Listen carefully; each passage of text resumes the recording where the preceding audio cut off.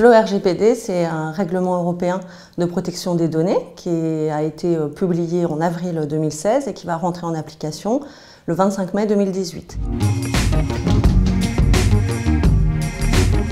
Donc, les grands objectifs de ce RGPD, c'est d'harmoniser les législations au niveau européen et puis avec une particularité qui est une universalité, c'est-à-dire que le RGPD s'appliquera à toutes les données de citoyens européens, donc y compris à des entreprises situées à l'étranger, pour citer par exemple les GAFA. Toute information qui se rapporte directement ou indirectement à une personne physique. Nom, prénom, adresse postale, coordonnées téléphoniques, adresse email, aussi l'adresse IP de l'ordinateur, les données de santé, les coordonnées bancaires et les données de géolocalisation qui sont considérées comme des données personnelles.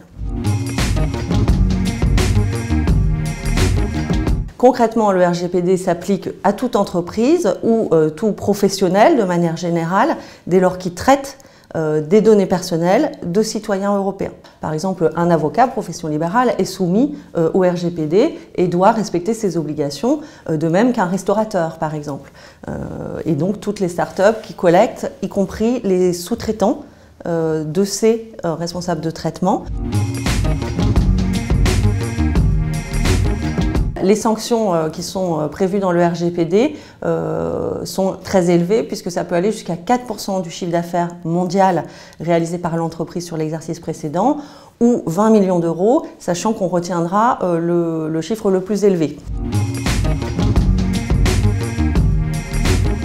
Effectivement, le Privacy by Design, c'est une nouveauté qui est vraiment au cœur du dispositif RGPD, qui vise justement à responsabiliser davantage les entreprises, et ce, dès la conception de leur projet. La portabilité des données, c'est un nouveau droit pour le titulaire des données personnelles. Les entreprises devront pouvoir demain, si le titulaire de la donnée personnelle demande à récupérer ces données personnelles, les entreprises devront pouvoir répondre à cette demande et remettre les données personnelles dans un format interopérable, donc qui puisse être réutilisé facilement par le titulaire de données personnelles.